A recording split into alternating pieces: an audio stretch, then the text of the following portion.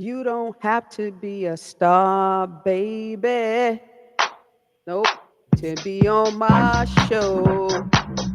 You don't have to be a star, baby. To be on my show. Shake your pom pom, shake your pom pom, shake your pom poms. Yeah. Someday. Man, you so corny. It really doesn't make any sense. Anyway, Brown on Cleveland, and of course the Little Hut podcast. And you got Kimberly F. Brown, and Miss Freddie Mays Gates. last week she said Miss Freddie, but now it's Freddie Mays Gates. It All might right, go back to just Freddie again. Depends. okay. All right. Anyway, welcome to the Little Hut podcast. Wednesday evening, 10 p.m.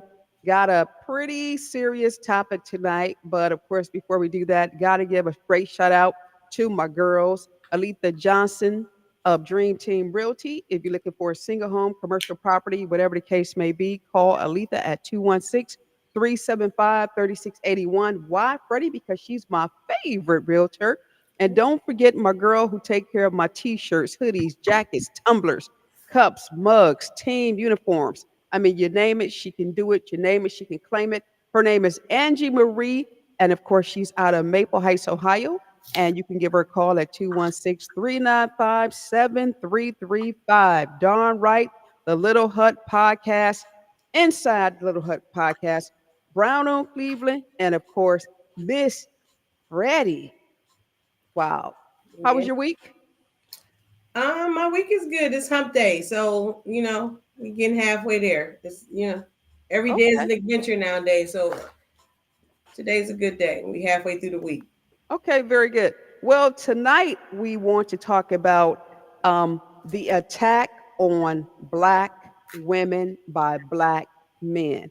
And I know last week we were talking off the air and you had some concerns about this topic. So I'm going to go ahead and pass the baton to you and let's talk about how disrespectful some Black men are, because not all, but some are extremely disrespectful to the Black woman. And like you, I don't understand it. Don't get it, but I'm getting to the point where I simply don't care. Brown on Cleveland.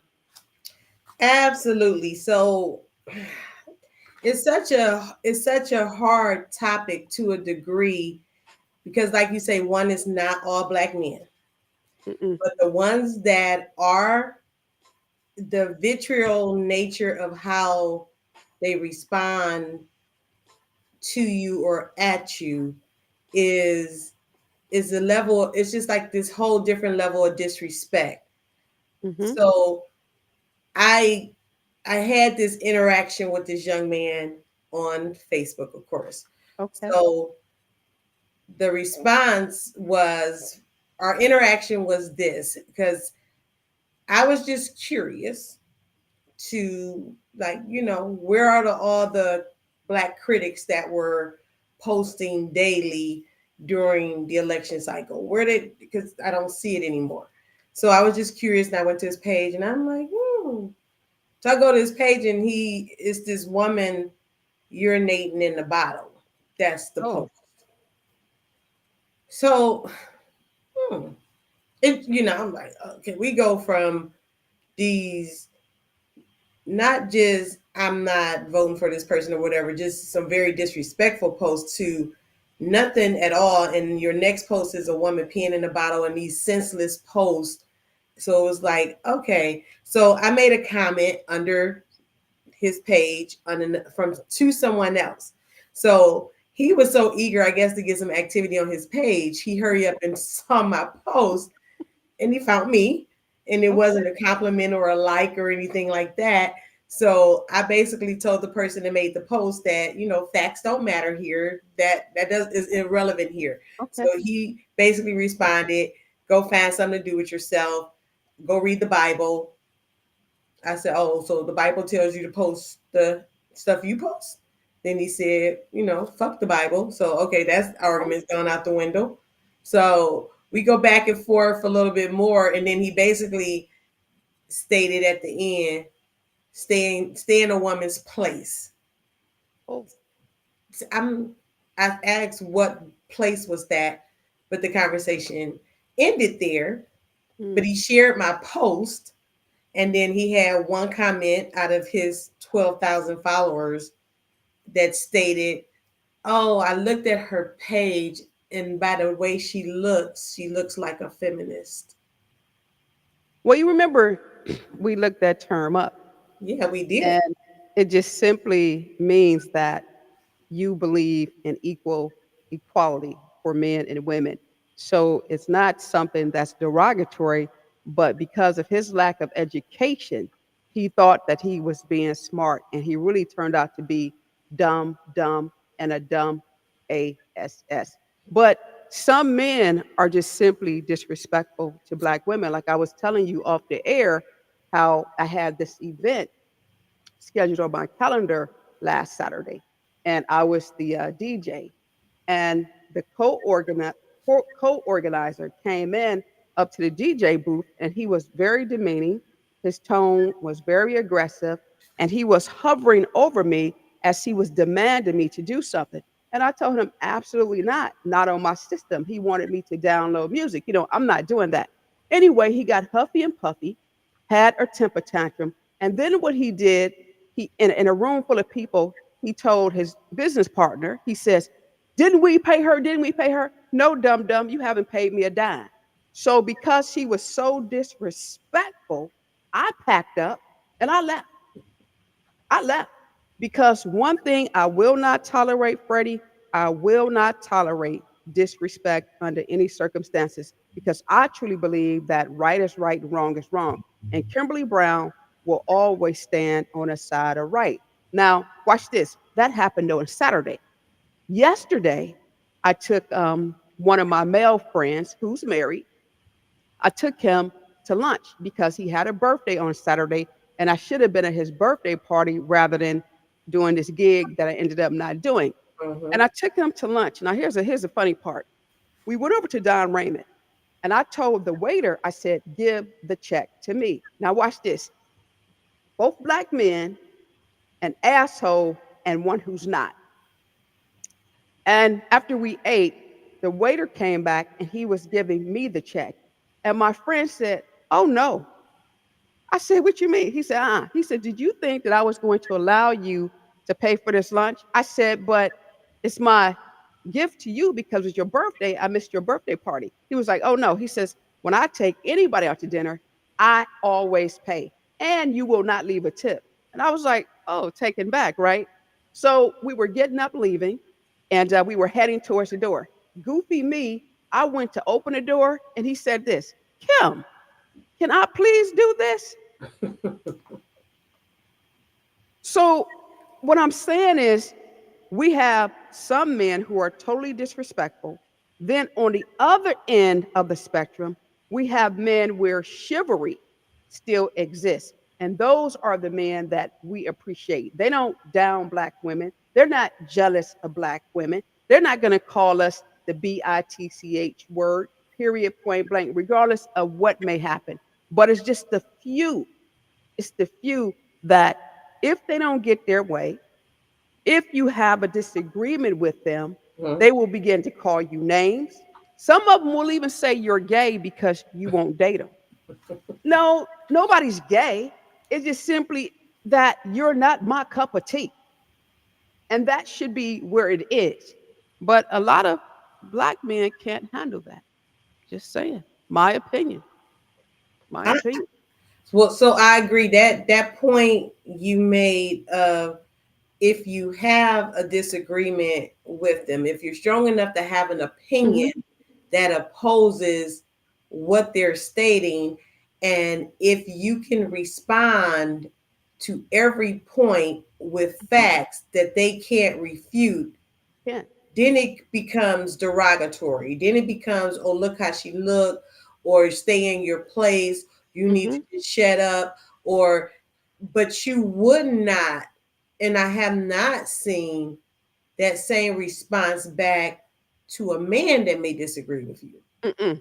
But Mm-mm. the level of vitriol that you exert and aggressiveness that you will assert towards me and the Or level of mhm, disrespect, regardless if we disagree on something, it does, I don't go to calling you what this or that, or mhm, dumb a nigga or whatever the case may no, be, but you choose to want to attack my looks as if my security lies within your opinion of how I look. mhm. I'm at a point in my life, what you think of me is irrelevant, the same way that you think whatever I think of you is irrelevant.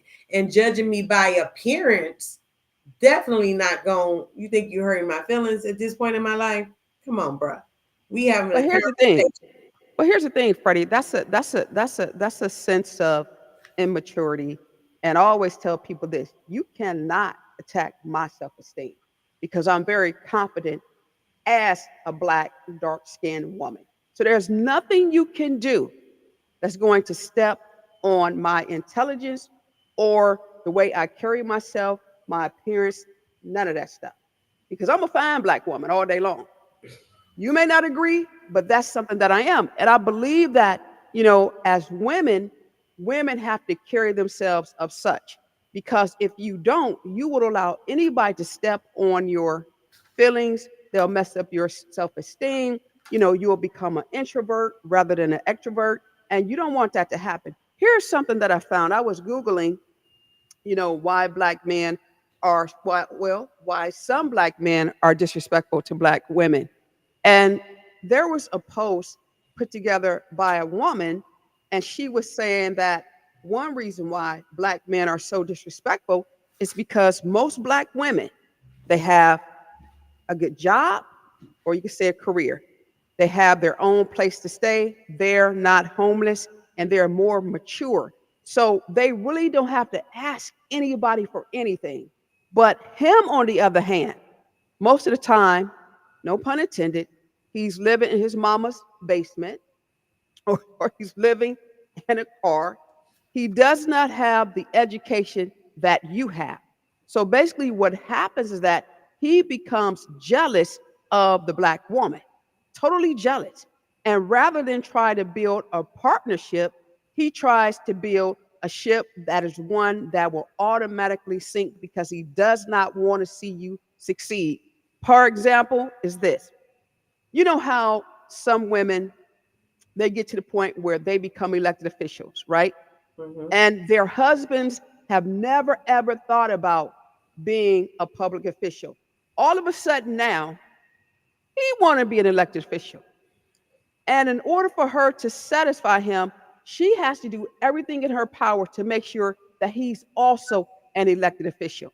And that just tells me this: you have a sense of insecurity because whatever she gets now, you want. So when she was pregnant, did you want to be pregnant as well? When she has her girlfriends over, why is it that you have to sit right there in the living room and look in everybody's face? That doesn't make sense to me. There's something going on with him. And it's something going on with her because behind closed doors, that's a conversation that needs to be had. But it's always going to be something. You have men today, they got to look better than their woman. If I get my eyebrows arched, um, why do you need yours arched? If I wear mascara, why do you want mascara? If I'm in a beauty shop, why are you in a beauty shop? You're supposed to be in a barber shop. There's something seriously wrong with what we're going through today. But some black men, they hate black women. They don't want to date a black woman. They'll date everybody but a black woman. And they'll make excuses. They'll say stuff like, well, black women are not submissive. Well, what is your definition of submissive? Because nobody's going to be your slave under any circumstances, especially not that educated, empowered black woman. That's just not going to happen. What's so crazy about the encounters I have with the black men that are disrespectful towards black women?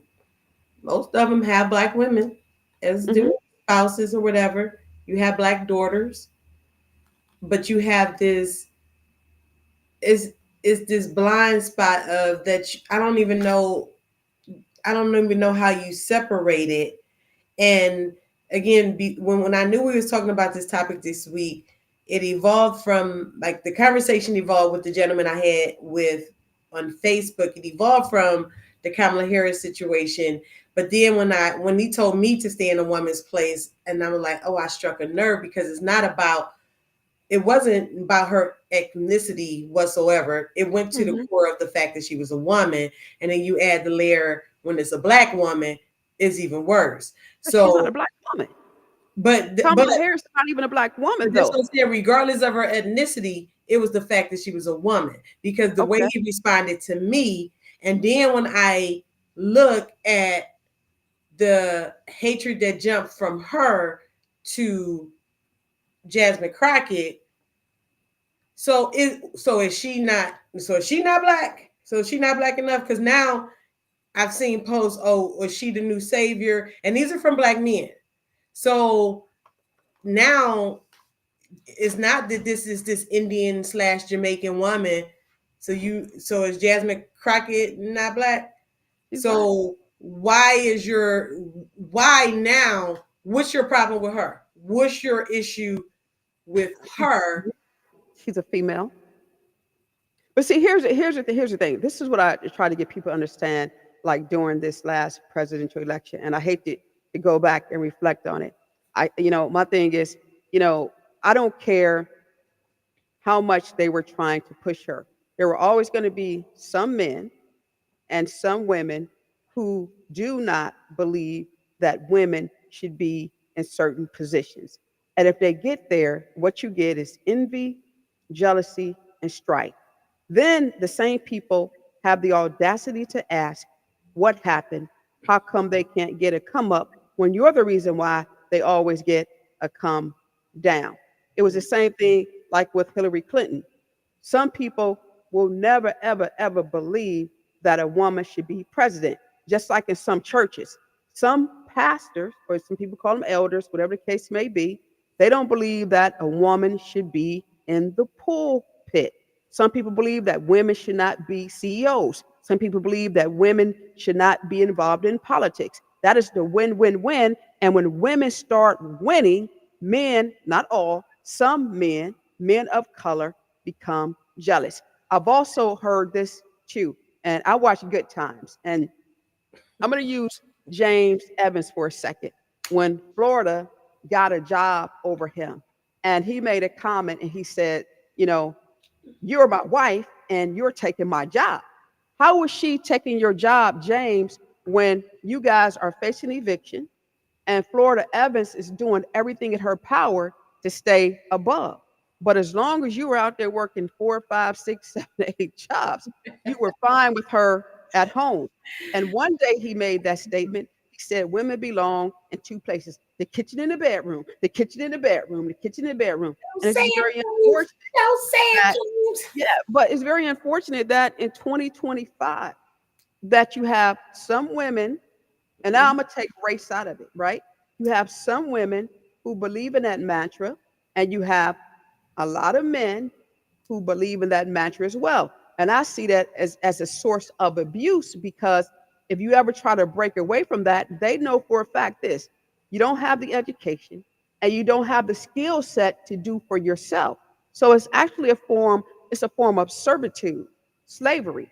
They know that if you don't have the necessary skill sets, you gotta stay in that situation, in that position. Women have done something miraculous. They have broken through a lot of barriers, and a lot of men can't handle it. For one, they feel left behind and they cannot catch up. Brown on Cleveland, my opinion, may not agree, or hey, you may agree. I don't know, but it's open for conversation. Little Hut Podcast. So, yeah, in regards to the jealousy factor, and I absolutely agree. There is a segment of this population of women and men Mm-hmm. will, like you say, never ever vote for a woman. They No. it's just whatever within their belief system or whatever their prejudice or biases may be. I get that. I get that. Hmm. I understand that.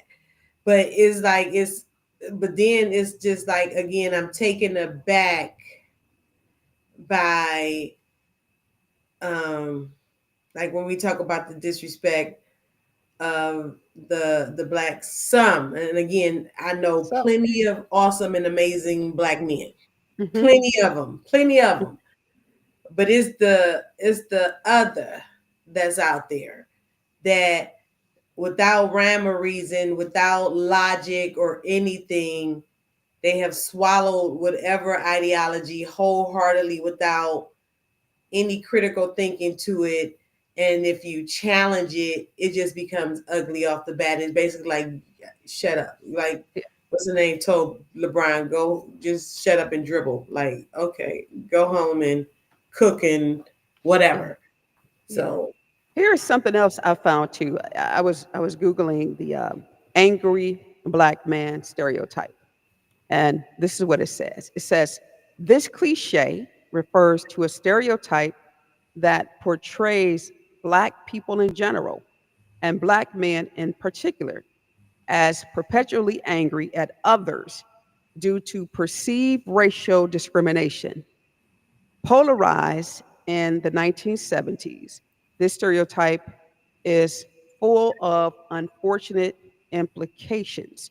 Then it goes on and it talks about the civil rights movement, and it began to look at black men as being paranoid. And it says that every time the black man does not get his way, the first thing he says is that everybody is racist and it's always the man's fault. And he takes it out on his mate, which is the black woman. And that's where the hate comes from. Now, understand this, this is not Kimberly Brown. This is the research right here that I have in front of me. These are things I was Googling because anytime we do a show, I always want to back it up by a source. Brown on Cleveland. yeah, I think a lot of the perpetuated cycles of destruction that happen within our Mhm. community has been ongoing for Okay. generations before you and I were here. Hmm. Is it and it just still manifests itself Yeah. in different ways through our community today, and how some men Some. engage with us is Hmm. almost with that same aspect on when we generalize it on the white fragility side, where the white man thinks everybody took something from him Hmm. and he blaming everybody, and he may take it out on his spouse, and she's submissive enough and she falls in line or whatever the case may be. And that's that segment of those wives and those men that play the victim to everything, even though the black woman has had it the hardest and Yeah. almost is the not even almost is the least protected. Hmm. And we have still been able to uplift ourselves, raise families, survive, and not only survive, but we have learned how to thrive. Yeah. Because one of the characteristics that the young man said, that I look like a feminist, he also was like, they just wanted to vote for her to have something to brag about on social media. I They was just looking ignorant. for somebody to take That care of was them. They just looking that she looking for a sponsor. I'm looking for somebody that to take care of me. that was pure stupidity and ignorance on his part. And again, he used words that he does not know the definition of. Point blank, period. And we have to be unapologetic, like Shirley Chisholm when she had to uh, leave her husband. Some men strictly cannot handle women being vocal, having their own mind, having their own process. They don't want people like us, women, to be able to think. And that boils down to a concept of control, which in fact, a lot of us, we have broken through that glass ceiling. We are not going to be told what to do. We'll be your partners without a doubt, but we're not going to be your slave. And men need to recognize it. And again, let me be clear, some men attack black women, not all men. Myself, in 4 days, I had a black man who was very disrespectful, extremely disrespectful. And I'll tell you the more hateful part to that. Then I saw black women cuddle this fool after his disrespect. And that didn't work. And all I said to myself was this: that's why all y'all got y'all sons living in your basement. And you're working and he's not, because of what I just saw here. So, if nothing else, we're going to continue to stand on the side of right. We're not going to allow people to be disrespectful. And I'm going to say this again: we're not talking about all men, we're talking about some men. And if a man would like to come on the Little Hut podcast, and have a conversation with us, again, he's more than willing, especially the man that you are making reference to. But it's 26 after, and we got to go because we both got to go to our careers, not a job, careers. So, on that note, Freddie, we got to say goodbye, goodbye, goodbye, because we got Friday coming up. Oh yeah. We got some stuff coming up on Friday. Okay. So say goodbye, Freddie, because we got to go. All right, everybody. Till next time, live, love, laugh, and try to make a difference on the way. Till next time, I'm out, Miss Freddie. Shake your pom poms, shake your pom poms, shake your pom poms. Well, like I say each and every Friday, I know you don't like me. And honestly, I don't like you either, but that's what we have in common. But if you need me, call me. Don't talk about me because Freddie, I will talk about you back. And that is a fact. You have been inside the Little Hut podcast, baby. You don't have to be a star, baby. But you got to be bold. Woo! You don't have to be a star, baby, to But be you on got to learn. our show. Woo! Till Friday, y'all. We're going to bring it again. Shake your pom poms, shake your pom poms, shake your pom poms, shake I your gotta pom get some poms. pom-poms for real. Now I got to give me some pom-poms up in here. Gotta give me some props. Gotta give me some props. I know, right? Well, I tell you, we have